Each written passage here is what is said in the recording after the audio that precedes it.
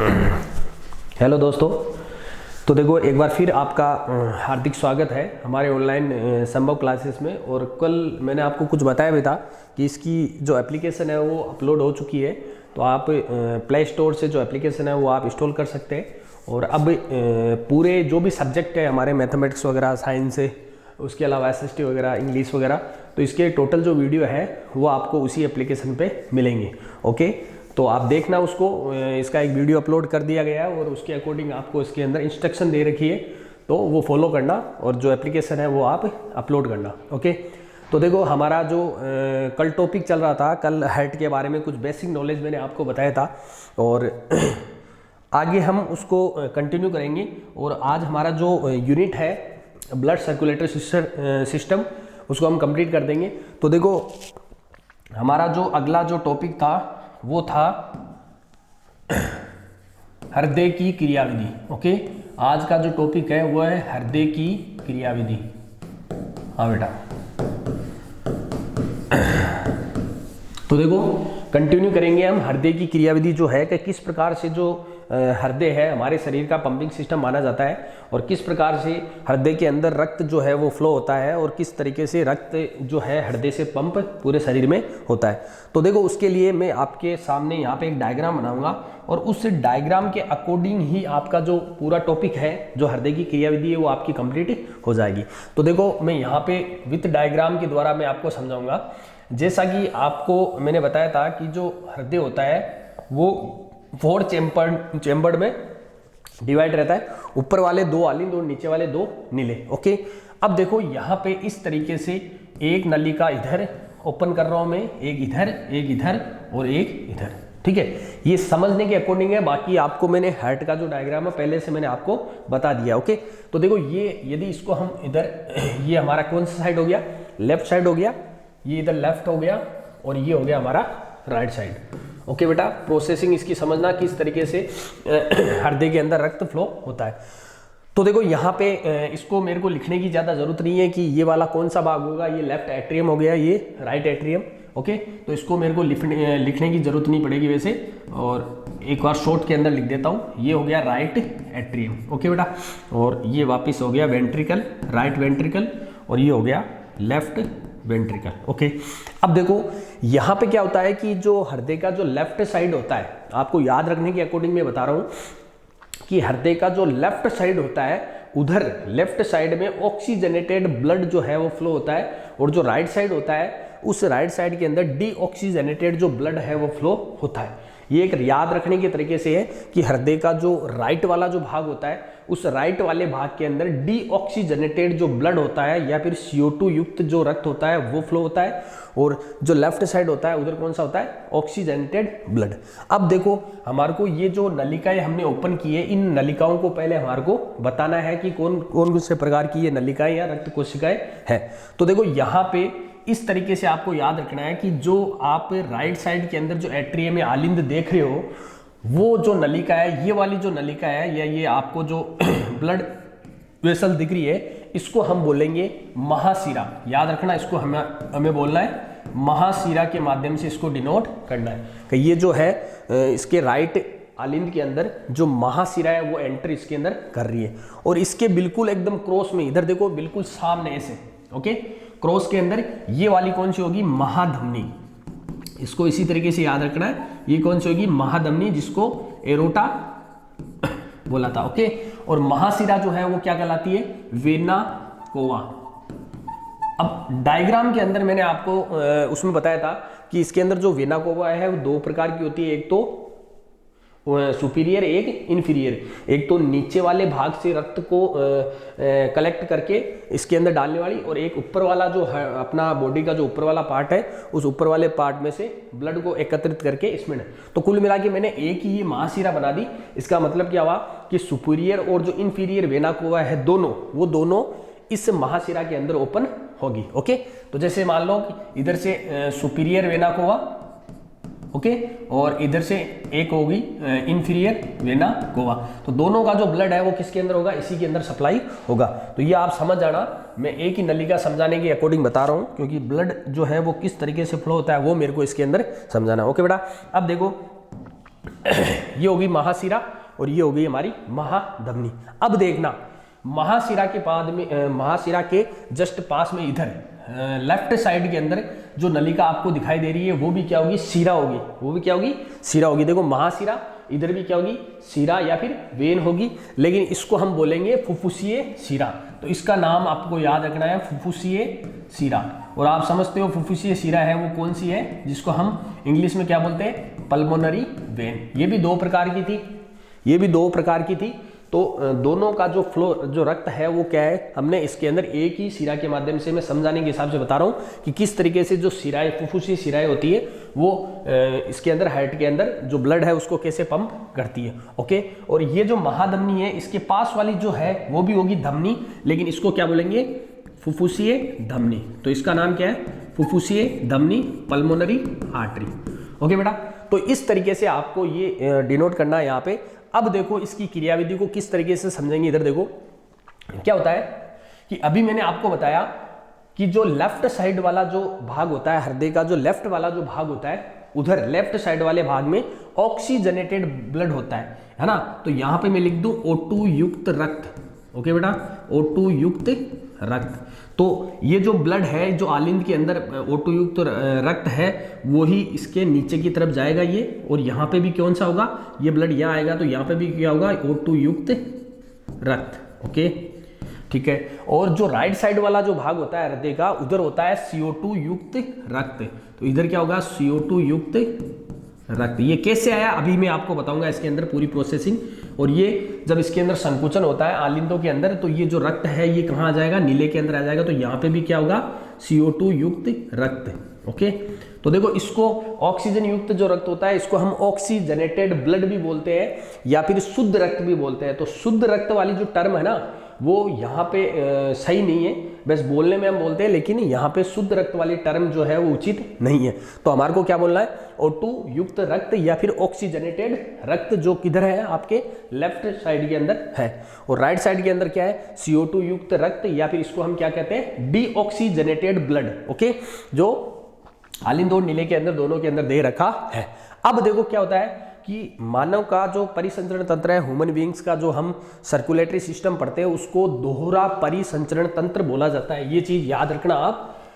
जो ह्यूमन का जो रक्त परिसंचरण तंत्र है, ह्यूमन का जो ब्लड सर्कुलेटरी सिस्टम है, उसको हम दोहरा रक्त परिसंचरण तंत्र भी बोलते हैं। दोहरा रक्त परिसंचरण तंत्र। ये चीज क्यों होती है, दोहरा इसको क्यों कहते हैं, ये भी इसी क्रियाविधि के अंदर आपको मैं समझाऊंगा। तो देखो हम स्टार्ट करते हैं सबसे पहले कहीं से भी इस चक्र को, क्योंकि ये जो हृदय चक्र है ना, ये एक प्रकार से क्लोज पाथ में बहता है। ब्लड जो है वो क्लोज पाथ में, मैंने बताया था, बंद प्रकार का परिसंचरण तंत्र है। तो आप कहीं से भी इसको स्टार्ट कर सकते हैं। तो देखो एट फर्स्ट में स्टार्ट करता हूं, हम ऑक्सीजनेटेड जो ब्लड है वहां से मैं स्टार्ट करता हूं। इधर देखो क्या होता है कि जो फुफ्फुसीय शिरा है ना, वो फुफ्फुसीय शिरा जो है, मैंने ये भी बताया था आपको, जो आलिंद होते हैं वो क्या होते हैं, रिसीविंग पार्ट होते हैं। इसका मतलब क्या है कि ये जो दोनों ब्लड आपको दिखाई दे रहा है, इस लेफ्ट आलिंद में और राइट आलिंद में, ये जो ब्लड है वो रिसीव हुआ है। तो मैं इसको इस तरीके से डिनोट कर सकता हूँ। ये देखो इस तरीके से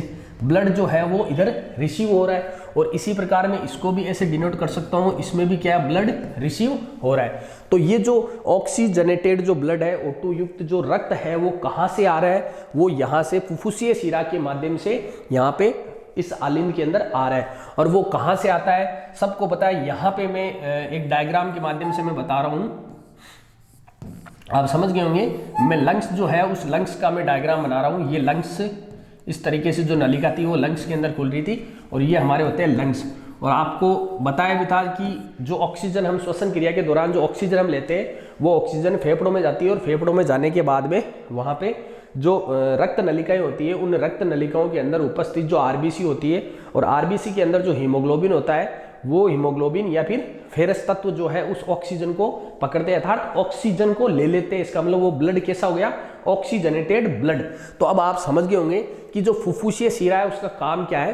फुफ्फुसीय जो शिरा है उसका काम ये होता है कि फेफड़ों के द्वारा, इधर देखो, जो फुफ्फुसीय शिरा है उसका काम ये होता है कि फेफड़ों के द्वारा जो ऑक्सीजनेटेड जो ब्लड है, फेफड़ों के द्वारा ली गई ऑक्सीजन के दौरान जो ब्लड ऑक्सीजनेटेड हो चुका है, ऑक्सीजन उसमें घुलित हो चुकी है, वो ब्लड फेफड़ों से फिर बाद में कहाँ आएगा, फेफड़ों से फुफ्फुसीय शिरा के माध्यम से किसमें आएगा, लेफ्ट आलिन के अंदर आ जाएगा। ओके, तो एक चक्र जो है हमारा, एक जो प्रोसेस है हमारे को समझ में आ गई कि हमारे शरीर के अंदर जो धमनी होती है वो शुद्ध रक्त को फ्लो करती है और जो शिरा होती है वो अशुद्ध रक्त को फ्लो करती है। यहाँ पे शुद्ध और अशुद्ध की जो टर्मिनोलॉजी है वो ऑक्सीजन और CO2 के अकॉर्डिंग है। यहाँ पे आपने देखा होगा कि जो फुफ्फुसीय शिरा है वो ऑक्सीजनेटेड ब्लड को फ्लो कर रही है। तो यहाँ पे एक इसकी एक टर्मिनोलॉजी में निकल के आ गई कि हमारे शरीर की एकमात्र ऐसी शिरा, क्योंकि है तो ये शिरा ही, और शिरा किस नाम से जानी जाती है, अशुद्ध रक्त या फिर डीऑक्सीजनेटेड रक्त को फ्लो करने के नाम से जानी जाती है। लेकिन हमारे शरीर की एकमात्र ऐसी शिरा जो उल्टा काम करती है, अर्थात उल्टा काम क्या हो गया, जो फुफ्फुसीय शिरा होती है वो एक ऐसी शिरा होती है जो शुद्ध रक्त अर्थात ऑक्सीजनेटेड ब्लड को क्या करती है, फ्लो करती है। तो यहाँ से जो ऑक्सीजनेटेड जो ब्लड है वो फेफड़ों के माध्यम से हमारे जो लेफ्ट आलिंद है उसके अंदर आ गया। ओके बेटा, अब देखो दूसरा, अब देखो अब क्या होता है, इसको हम पूरा करते। ये जो यहाँ पे आपको महाशिरा दिखाई दे रही है, ये महाशिरा की जो है उसका कार्य क्या है कि शरीर के प्रत्येक भाग से, बॉडी के प्रत्येक पार्ट से या प्रत्येक कोशिकाओं से, जैसे मैं यहाँ पे बना देता हूँ ये सेल्स है ना, मैं यहाँ पे इस सेल्स की बात करता हूँ कि ये सेल्स है, बहुत सारी सेल्स है या फिर टिश्यू है। ओके, ठीक है, तो शरीर के प्रत्येक भाग के अंदर जो कोशिकाएं होती है उन कोशिकाओं को रिक्वायरमेंट रहेगी कैसे, ब्लड की, O2 युक्त रक्त की। और वहीं पे क्या होता है कि जो ब्लड है वो ऑक्सीजन को तो क्या होता है हमारे शरीर की प्रत्येक कोशिका को दे देता है, और वहां से जो CO2 होता है या अपशिष्ट पदार्थ जिसको हम कहेंगे, CO2 वाला जो पार्ट है वो वापस वहां से कलेक्ट कर लेगा जो ब्लड, और कलेक्ट करने के बाद में उस डीऑक्सीजनेटेड ब्लड को वापस हेड के अंदर डालेगा। तो देखो शरीर के प्रत्येक भाग से, शरीर के प्रत्येक भाग से जो डीऑक्सीजनेटेड या CO2 युक्त जो रक्त है उसको वहां से कलेक्ट करके हृदय के जो राइट आलिंद है उसके अंदर डालने का जो कार्य है वो कौन करती है, महाशिरा। और महाशिरा के अंदर ओपनिंग किसकी होती है, सुपीरियर अग्र महाशिरा और पश्चिम महाशिरा। तो अग्र और पश्चिम महाशिरा के द्वारा बहुत सारा जो रक्त है जो डीऑक्सीजनेटेड है या फिर जो रक्त ऑक्सीजन युक्त था और वो काम में आ गया, ऑक्सीजन वहाँ पे क्या होगी, उसकी खपत होगी, और फिर बाद में जो अपशिष्ट पदार्थों के रूप में जो बचा जिसको हम बोलते हैं CO2। ओके, क्योंकि ऑक्सीकरण की जो अभिक्रिया है ग्लूकोज के साथ O2 मिलकर जो अभिक्रिया करती है उसके दौरान आपने देखा होगा CO2 निकलती है। तो CO2 युक्त जो रक्त है शरीर के प्रत्येक भाग से कलेक्ट होगा, और कलेक्ट होने के बाद में महाशिरा के माध्यम से, देखो यहाँ पे मैं इस तरीके से बना सकता हूँ डायग्राम, ये जैसे शरीर की सेल्स है, उस सेल से जो डीऑक्सीजनेटेड जो ब्लड है ना, CO2 युक्त जो ब्लड है वो कहाँ प्रवेश कर रहा है, हमारे राइट आलिंद में। ओके बेटा, तो देखो ये दो अपने को चक्र है वो पता चल गया है कि महाशिरा का क्या काम है और फुफ्फुसीय महाशिरा और फुफ्फुसीय शिरा का क्या काम है। ओके, अब देखो क्या होता है, अब क्या होता है कि यहीं से मैं बताता हूं क्या होगा कि यहां पे हृदय के अंदर आपको मैंने बताया था कि संकुचन और अनुशीतलन, संकुचन और शीतलन की स्थिति क्रिएट होती है। तो संकुचन के दौरान क्या होता है, संकुचन जो क्रिया होती है, जैसे मान लो कि यहाँ पे ये वाले जो आलिंद है उनमें संकुचन होगा, मैं यहाँ पे कह रहा हूँ, जैसे मान लो यहाँ पे संकुचन की स्थिति पैदा हुई, इन दोनों आलिंदों के अंदर संकुचन हुआ। ओके, और इस संकुचन को हम बोलते हैं सिस्टोल, है ना, SYSTOL वाली सिस्टोल। ओके, अब इसमें संकुचन होगा तो देखो ये ऑक्सीजनेटेड ब्लड इसके अंदर आ जाएगा, क्योंकि यहाँ के जो कपाट आपको मैंने बताया था इधर क्या होते हैं, बाइकस्पिड और इधर ट्राइकस्पिड, तो ये कपाट खुल जाएंगे। संकुचन जब हृदय के अंदर होगा तो ये कपाट खुलेंगे तो ऑक्सीजनेटेड ब्लड इधर आ जाएगा नीचे नीले में, और ऑक्सीजनेटेड जो ब्लड है वो कहाँ आ जाएगा, लेफ्ट राइट वाले नीले के अंदर। ओके बेटा, फिर बाद में क्या होगा, ऊपर वाले जो आलिंद होता है उसके अंदर फिर शीतलन की स्थिति आ जाएगी, है ना। शीतलन की स्थिति जब आएगी तो ये जो ब्लड है ना ये वापस इसके अंदर बढ़ने लग जाएगा, और नीचे जो ये नीले है इन नीले के अंदर जो स्थिति आएगी वो आएगी संकुचन की, क्योंकि ये संकुचित हुआ तो पूरा जो ब्लड है दोनों प्रकार का ब्लड यहाँ पे पहुंच गया। अब जब नीले के अंदर संकुचन होगा, जब नीले के अंदर इसके अंदर जब संकुचन होगा तो बताओ ब्लड कहाँ जाएगा, तो ये प्रोसेस हमारे को समझनी है। इधर देखो ये जो ब्लड है जब नीले के अंदर संकुचन होगा तो एक तरफ तो आपको ऑक्सीजन युक्त रक्त है वो है जिसको हम शुद्ध रक्त बोलेंगे, उस रक्त को बाहर निकालना है। ये देखो, क्योंकि ये पंप होगा, मैंने बताया भी था नीले जो है वो पंपिंग पार्ट है, तो ये पंप करेगा। तो ये जो ऑक्सीजनेटेड अर्थात तो जो शुद्ध रक्त है जिसकी डिमांड बॉडी को है, वो रक्त इस महाधमनी, देखो महाधमनी, धमनी नाम है, धमनी शुद्ध रक्त को ले जाती है, और महाधमनी यानी सबसे बड़ी धमनी जो हमारे हार्ट से ब्लड को शरीर के फिर प्रत्येक भाग तक सप्लाई करेगी। तो बताओ ये जो रक्त है वो इस महाधमनी से निकलेगा, और इस महाधमनी से निकल कर कहाँ जाएगा, शरीर के प्रत्येक भाग तक। तो मैं इसको इस तरीके से बना सकता हूँ, यहाँ पे देखो ये रहा, शरीर की प्रत्येक कोशिका तक जो ऑक्सीजनेटेड जो ब्लड है वो इस महाधमनी के माध्यम से यहाँ से बाहर निकला, ये ऑक्सीजनेटेड ब्लड, और बाहर निकलता हुआ और ये शरीर के प्रत्येक भाग तक जाएगा। ऑक्सीजनेटेड ब्लड जाएगा तभी तो डीऑक्सीजनेटेड ब्लड बनेगा। तो उसकी तो प्रोसेस हमने पता कर ली कि महाशिरा के माध्यम से यहाँ आएगा, लेकिन ऑक्सीजनेटेड जो ब्लड है वो इस लेफ्ट नीले से महाधमनी के माध्यम से शरीर के प्रत्येक भाग तक देखो ये जा रहा है। ओके, जा रहा है तो शरीर की प्रत्येक कोशिका के अंदर क्या होगा, इसमें श्वसन की क्रिया हुई, ऊर्जा रूपांतरण होगा, और फिर ये कैसा हो जाएगा, डीऑक्सीजनेटेड हो जाएगा, और डीऑक्सीजनेट होकर वापिस यही ब्लड देखो महाशिरा के माध्यम से वापिस यहाँ पहुंच गया। आई बात समझ में। अब देखो ये तो हो गया इधर, इसके अंदर क्या होगा, देखो जो राइट वेंट्रिकल या राइट जो नीले है उसके अंदर जो डीऑक्सीजनेटेड या CO2 युक्त जो रक्त है, जब इस नीले के अंदर संकुचन होगा नीले में, तो ये वाला जो रक्त है ये कहाँ पे जाएगा, आपको पता है डीऑक्सीजनेटेड रक्त है, तो इसको हमारे को ऑक्सीजनेटेड बनाना है, और ऑक्सीजनेटेड बनाने का कार्य कौन करते हैं, हमारे लंग्स। कौन करते हैं, हमारे लंग्स। तो ये वाला जो यहाँ पे आपको दिख रहा है ये ऑक्सीजनेटेड और ये डीऑक्सीजनेटेड ब्लड, ये देखो डीऑक्सीजनेटेड जो ब्लड है, अब आप समझ गए होंगे इसको हमारे को कहाँ ले जाना है, हमारे फेफड़ों के पास ले जाना है। तो ये देखो ये इस तरीके से क्या हो गया, ये फेफड़ों की तरफ सप्लाई हो गया। अब यहाँ से निकलने वाला जो CO2 युक्त जो रक्त है वो इस तरीके से जाएगा, इस तरीके से जाता हुआ फेफड़ों की ओर सप्लाई हो जाएगा, फेफड़ों के पास जाएगा, और फेफड़ों के अंदर जाने के बाद में ये जो CO2 वाला जो रक्त है जब फेफड़ों के पास जाएगा तो इस रक्त में से जो CO2 है वो फेफड़ों के द्वारा गेन कर ली जाएगी और श्वास नलिका के माध्यम से CO2 के रूप में वापस बाहर कर दी जाएगी। और उसी दौरान इस ब्लड के अंदर क्या मिला लिया जाएगा, ऑक्सीजन मिला ली जाएगी, और ये ऑक्सीजन मिलाने के बाद में ऑक्सीजनेटेड होकर ये ब्लड वापस इसके अंदर आ जाएगा। तो ये प्रोसेस है हमारी हृदय की क्रियाविधि। अब देखो इस क्रियाविधि को एक बार वापस आप ढंग से देखना, मैं आपको क्या समझाना चाहता हूं इसके अंदर। देखो क्या होगा कि यदि मैं बात करता हूं कि हमारा जो ब्लड है, सिंपलीफाई हम किसी एक ब्लड को ले लो, उस ब्लड की जो क्रियाविधि है उसका कार्य जो है वो कितने चरणों में पूरा हो रहा है ये देखना है। यानी कि एक जो चक्र है, हार्ट का जो एक चक्र है, उस एक चक्र के अंदर जो ब्लड है वो कितनी बार हृदय के अंदर आया और किस रूप में आया, इसको आपको समझना है। देखना बेटा कहीं से ले लो आप, जैसे मान लो कि मैं इस ब्लड की बात कर रहा हूं, यहां पे इस जगह एक ब्लड है हमारा जो ऑक्सीजनेटेड ब्लड है। ओके, ये वाला जो ब्लड है ऑक्सीजनेटेड ब्लड है, एक बार ये हार्ट के अंदर यहां पे आ चुका है, ठीक है। अब ये ब्लड यहां चला गया, ओके, यही ब्लड है जो यहां पे चला गया, और इसके पास क्या है, ऑक्सीजन है। चलो यहां पे आ गया, ओके, एक बार ये हृदय में आ चुका है। अब ये हृदय से बाहर निकलेगा, देखो हृदय से ये बाहर निकल रहा है, और किस रूप में निकल रहा है, ऑक्सीजनेटेड रूप में ही निकल रहा है। ये हृदय से बाहर निकला, निकल के फिर बाद में कहाँ गया, शरीर के प्रत्येक भाग तक जाने के बाद में यही ब्लड वापस हृदय में देखो रिटर्न लौट के आ रहा है, वापस लौट के आ रहा है। अब इसका रूप कौन सा है, अब इसका ऑक्सीजनेटेड रूप नहीं है, अब इसका डीऑक्सीजनेटेड अर्थात CO2 युक्त रक्त है। अब ये किस फॉर्म में, वही रक्त है, देखो ये वाला रक्त है, ये रक्त यहां से जाके और देखो आराम से इधर जा रहा है और यहां वापस इसके अंदर आ चुका है, लेकिन किस फॉर्म में आया है, ये अब दूसरी फॉर्म में आया है, CO2 की फॉर्म में आया है, देखो।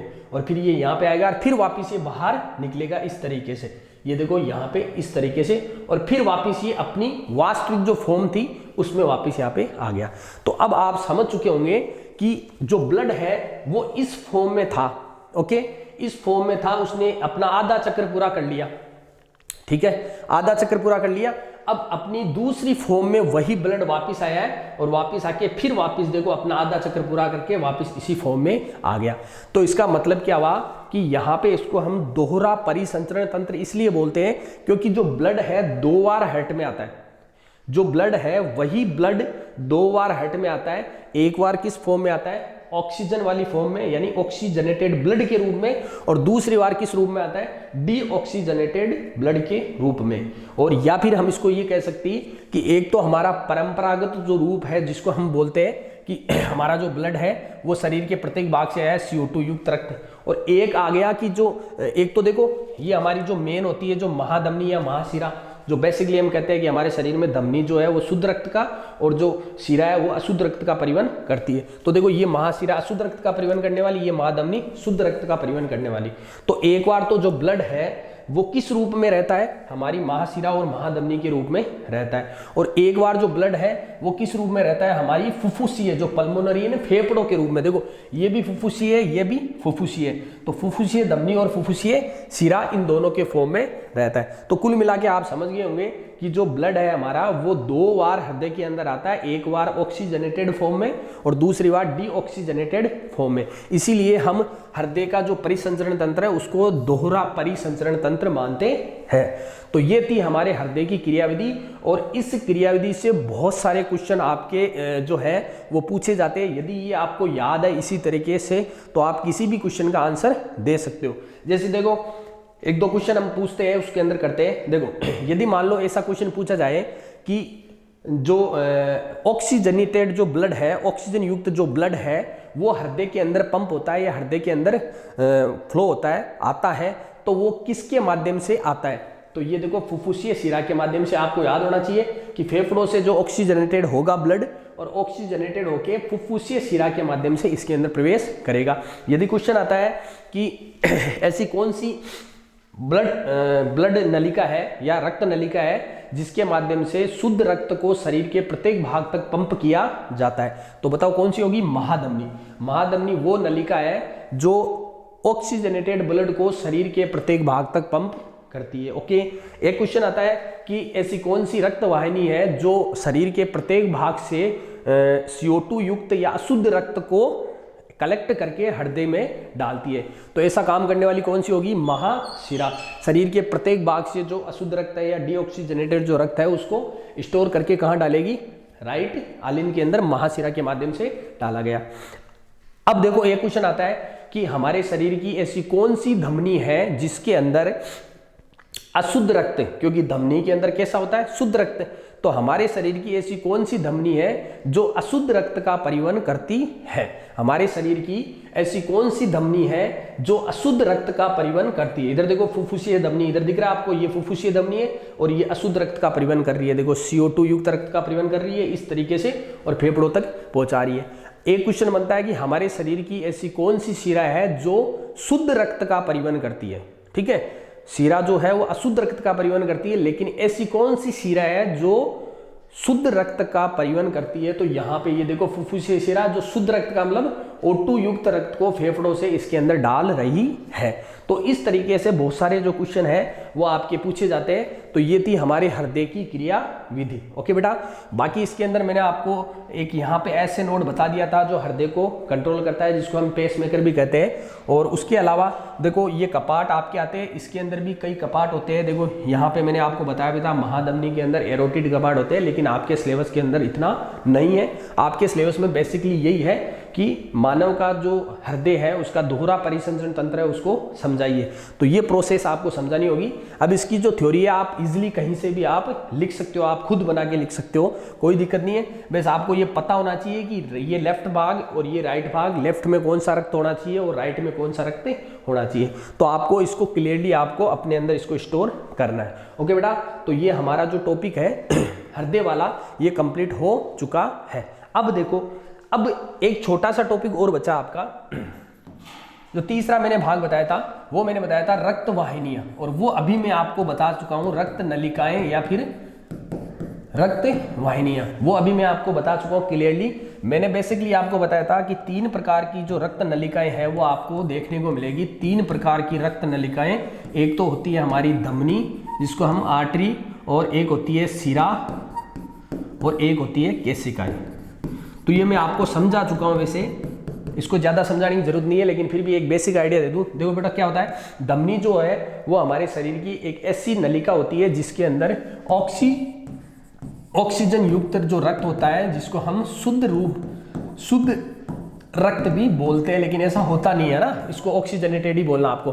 तो धमनी जो है वो ऐसी नलिका है हमारे शरीर की जो ऑक्सीजनेटेड या शुद्ध रक्त को परिवहन करती है, शुद्ध रक्त को शरीर के प्रत्येक भाग तक पहुंचाती है। ओके, क्योंकि प्रत्येक भाग तक पहुंचाएगी धमनी तो। ओके, और शिरा जो है वो क्या होती है, CO2 युक्त जो रक्त होती है उसको परिवहन करती है। अब CO2 युक्त रक्त, जैसे महाशिरा की मैं बात करता हूँ, तो महाशिरा अशुद्ध रक्त को ही शरीर के प्रत्येक भाग से कलेक्ट करके हृदय के अंदर डालती है। और देखो केशिका है ना, यदि केशिकाओं के बारे में आता है तो हम ये कह नहीं सकते कि इसके अंदर CO2 युक्त है या फिर O2 युक्त है। ये वो वाली नलिकाएं होती है जो बहुत महीन होती है, छोटी छोटी, अभी बताऊंगा आपको मैं, छोटी छोटी नलिकाएं होती है जो एक जाल के रूप में बॉडी के प्रत्येक भाग तक फैली रहती है। और ये जो केशिकाएं होती है ना, इसके अंदर O2 युक्त और CO2 युक्त दोनों, O2 और CO2 युक्त दोनों प्रकार का जो ब्लड होता है वो पंप होता है। अब देखो ये कैसे होता है, मैं इसके बारे में बता दूं। देखो बेसिकली क्या होता है कि जो ब्लड नलिकाएं होती है वो एक ही होती है, बस एट ए टाइम वो किस रूप में है या उसके अंदर कौन से प्रकार का ब्लड है, तो ये वहाँ पे डिपेंड करता है कि किस तरीके का ब्लड है। यदि अशुद्ध है तो उसको शिरा बोल देंगे, यदि शुद्ध है तो उसको धमनी बोल देंगे। जैसे मान लो कि मैं इसको बोलता हूँ कि ये मेरे शरीर की धमनी है, ओके बेटा, और ये मेरे शरीर की शिरा है। ओके, अब देखो क्या होता है, जो शिरा होती है उससे भी कई छोटी छोटी शिराएं इस तरीके से निकलती है, आपने देखा होगा, है ना। इस तरीके से ये जो शिरा है वो भी छोटी छोटी शिराओं में बटी रहती है। ये मेन हमारी महाशिरा मान लो, है ना। जैसे मान लो इसको मैंने मेन महाशिरा बोल दिया, है ना, इसको मैंने महाधमनी बोल दिया। तो ये भी फिर क्या होती है, छोटे छोटे भागों में बटी रहती है, इस तरीके से ये बटी रहती है। एटलीस्ट जाके फिर बाद में क्या होता है कि जो महाधमनी, जो धमनियाँ होती है वो छोटी छोटी नलिकाओं में बढ़ती है, इस तरीके से। देखो इस तरीके से ये आगे जाके इस तरीके से छोटी छोटी ये नलिकाओं में बटेगी, इस तरीके से ये एक जाल के अंदर बढ़ जाती है, पूरा ये जाल बनाती है यहाँ पे इस तरीके से। और ये भी एक छोटे छोटे नलिकाएं जो शिराएं हैं वो भी एक जाल के रूप में आगे बढ़ जाएगी, इस तरीके से, है ना, आगे महीन। और फिर बाद में क्या होता है, ये वाला जो जाल होता है ना, ये जाल जो बना है इनका, ये ट्री बना है पूरा, ये ट्री, ये तो कहलाता है केशिका, है ना, छोटी छोटी केशिकाएं। और ये फिर बाद में यहाँ पे ये क्या कहलाएगी, शिराएं, और ये इधर क्या कहलाएगी, धमनियां। इसका मतलब क्या हुआ कि नलिका एक ही प्रकार की है, लेकिन यदि उसके अंदर शुद्ध रक्त फ्लो हो रहा है, ऑक्सीजनेटेड रक्त फ्लो हो रहा है, तो उसको हमने बोल दिया धमनी। ओके, और यदि उसके अंदर डीऑक्सीजनेटेड ब्लड फ्लो हो रहा है तो उसको हमने बोल दिया शिरा। ओके, और शिराओं और धमनियों को जोड़ने वाली जो महीन जो संरचनाएं होती है वो होती है केशिकाएं। और केशिकाएं वो नलिका होती है जो सबसे ज़्यादा कार्य करती है, क्योंकि केशिकाओं के ऊपर दो काम होते हैं। देखो क्या होता है, एक तो यदि मान लो केशिकाओं के अंदर ऑक्सीजनेटेड ब्लड है, धमनियों से आया हुआ ऑक्सीजनेटेड ब्लड है, तो उस ऑक्सीजन की खपत करवाएगी, उसको बाहर देगी शरीर के प्रत्येक भाग तक। तो वो काम भी कौन करेगी, केशिकाएं। फिर वापस एब्जॉर्ब करेगी किसको, CO2 को। तो CO2 को एब्जॉर्ब करने का काम भी कौन करेगी, केशिकाएं करेगी। फिर उस CO2 युक्त रक्त को फिर आगे शिराओं के अंदर भेजेगी, तो वो काम भी कौन करेगी, केशिकाएं करेगी। तो आप समझ गए होंगे कि धमनी के माध्यम से शुद्ध रक्त आता है, आगे ट्रांसफर होता है, और धमनियां जो है वो केशिकाओं में खुलती है। ठीक है, तो केशिकाओं के अंदर जो शुद्ध रक्त है वो जाता है और वहां से ऑक्सीजन की खपत हो जाती है, एब्जॉर्ब हो जाता है, और वहां से रिटर्न में CO2 वापस एब्जॉर्ब होती है, और एब्जॉर्ब होने के बाद में उन केशिकाओं से जो है वो ब्लड है शिराओं में जाता है, और वही ब्लड क्या कहलाता है, डीऑक्सीजनेटेड ब्लड, और शिराओं के माध्यम से फिर हृदय के जो है राइट भाग में आता है, और वहां से फिर वापस पंप होके फेफड़ों के पास जाके ऑक्सीजनेटेड बन के फिर वापस हृदय के अंदर आता है। तो ये थी इसकी क्रियाविधि। तो याद रखना धमनी और शिरा, इनकी दोनों की प्रोसेस क्या होती है, ऑक्सीजनेटेड ब्लड, और ये होता है CO2 जनेटेड ब्लड, और केशिकाओं के अंदर दोनों होता है। और इसके अंदर एक चीज और याद रखना कि जो पल्मोनरी जो आर्टरी होती है ना, जिसको हमने फुफ्फुसीय धमनी बोला, फुफ्फुसीय जो धमनी है वो कैसा रक्त रखेगी बताओ, CO2 युक्त रक्त। याद रखना इसको, एकमात्र ऐसी धमनी। ओके, और एकमात्र ऐसी शिरा, जैसे शिरा की अगर मैं बात करता हूँ तो पल्मोनरी वेन, अर्थात फुफ्फुसीय जो शिरा है उसके अंदर कैसा रक्त रहेगा, O2 युक्त रक्त। ये बेसिक है आपका। इतना ही आपके इसके अंदर जो हमारा रक्त परिसंचरण है वो कंप्लीट हो चुका है, और मैं आशा करता हूं कि आप अच्छी तरीके से समझ गए होंगे, और ये जो यूनिट है ये आपकी कंप्लीट हो चुकी है। नेक्स्ट यूनिट हम हमारा जो एक्सक्रीटरी सिस्टम है उसको लेके फिर हाजिर होंगे अगले लेक्चर में। इससे पहले मैं आपसे यही कहना चाहूँगा कि लगातार हमारे जो वीडियो है वो आपको मिल रहे हैं, तो आपको अपने जो साथी है उनको आपको ट्रांसफ़र करना है, और जल्दी मैथमेटिक्स के जो लेक्चर है वो भी आपके स्टार्ट होने वाले हैं। ओके बेटा, धन्यवाद।